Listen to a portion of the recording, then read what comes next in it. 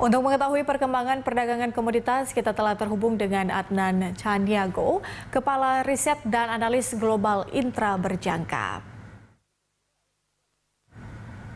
Ya, Pak Adnan, selamat sore. Terima kasih sudah bergabung bersama kami di Closing Market. Ini kita langsung saja, seperti apa permintaan untuk oleh dan juga kopi sejak awal pekan hingga sore ini, Pak Adnan? Ya, sebelumnya selamat sore Mbak Patricia. Ya, kalau kita lihat untuk permintaan oleh dan kopi sejak awal pekan ini cukup fluktuatif ya. Di mana di sesi awal pekan kemarin ini sempat diperdagangkan menguat. Ini walaupun ada berita seputar lockdown di kawasan Asia. Dan saya lihat karena kekhawatiran kenaikan kasus COVID terbaru di Asia ini saya lihat ke depan trennya cenderung akan mengurangi permintaan dan akan cenderung turun. Dan ini sejalan dengan penurunan dari perdagangan harga minyak mentah dunia. Seperti itu Mbak Patricia. Oke, terkait dengan hal itu Pak Adnan, lalu seperti apa prospek penguatan harga CPO dan juga oleh hingga akhir Mei? Ya, melihat dari lonjakan kasus yang terjadi di Asia dan juga lockdown terutama di Malaysia ya, yang kita tahu pusat dari CPO di Asia atau di dunia, ini kalau saya lihat ke depan ini akan mempengaruhi permintaan secara keseluruhan. Jadi kurangnya permintaan dalam beberapa minggu ke depan ini akan membuat harga CPO-nya cenderung rentan akan turun. Dan ini juga akan nanti mempengaruhi dari produksi, karena dari lockdown ini akan membatasi dari pekerja asing ya, terutama yang akan bekerja di Malaysianya. Jadi kalau saya lihat sampai akhir Mei ini kecenderungan akan turun. Kalau saya lihat dari proyeksi sampai akhir atau 2 minggu ke depan ini untuk harga CPO saya perkirakan akan kembali di kisaran 4.100 ringgit Malaysia per ton. Komoditas lain Pak Adnan, untuk harga emas diprediksi masih akan melanjutkan kenaikan. Bagaimana kemudian prospek volume transaksinya untuk jangka pendek hingga menengah?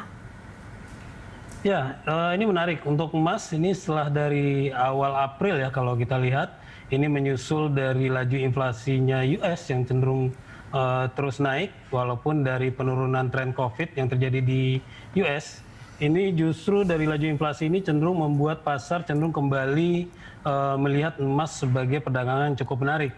Ini kalau kita perhatikan di sesi semalam, ini sebelum rilis The Fed, harga emas ini kembali sentuh level tertinggi baru itu di kisaran 1890 per dolar. Ini setelah ini merupakan kenaikan tertinggi dalam 2 bulan terakhir, tapi menyusul dari rilis The Fed tadi malam, ini menyusul adanya rencana untuk pengurangan tapering, ini sedikit membuat emasnya cenderung terkoreksi turun. Tapi masih tetap di level tertingginya di kisaran 1870. Kalau saya lihat untuk jangka pendek, ini untuk emasnya masih kecenderungan positif. Jadi saya lihat target ke depan 2 minggu ke depan ini kemungkinan masih akan diperdagangkan naik dengan target terdekatnya di kisaran 1900 sampai 1920. Itu untuk emas. Oke, Pak Adnan, hingga akhir semester 1 seperti apa kemudian analisis pasar untuk oleh, emas dan juga logam lainnya? Ya, kalau untuk emas ini kecenderungan saya lihat masih menarik ya untuk emasnya. Karena kita tahu dari laporan terakhir dari The Fed semalam, ini memang beberapa dari pengambil kebijakan ini setuju untuk pengurangan tapering, tapi ini nggak semena-mena nanti akan membatasi dari penguatan dolar. Karena untuk membatasi laju inflasi ini diperlukan untuk kenaikan suku bunga US gitu loh. Nah, selama ini masih dalam batasan wacana, saya lihat emas ini masih akan cenderung naik untuk sampai nanti semester 1. Sementara untuk kopi dan olein ini lebih mengacu kepada tren harga, terutama untuk olein, harga minyak dunia yang kembali diperdagangkan turun setelah sempat sentuh tertingginya di pekan kemarin di kisaran 67 dolar per barel. Ini menyusul kesepakatan terbaru antara Iran dan US.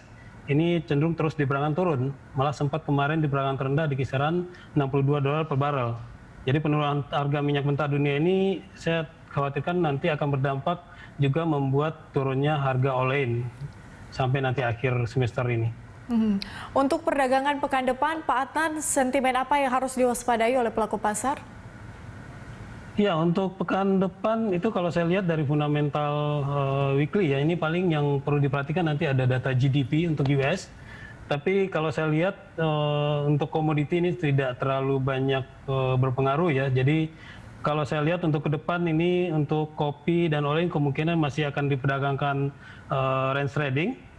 Tetap saya masih rekomendasikan untuk pelaku pasar yang menyusul dari lockdown juga yang terjadi. Jadi saya mengusulkan lebih rekomendasi untuk berbalik ke emas. Karena emas dari situasi yang sekarang lagi kembali berkembang, ketidakpastian dari juga kenaikan laju COVID di Asia, ini emas tetap menjadi primadona untuk minggu depan. Oke, emas masih menjadi primadona. Terima kasih Pak Anan untuk informasi dan juga analisa dari Anda. Dan terima kasih sudah bergabung bersama kami di Closing Market.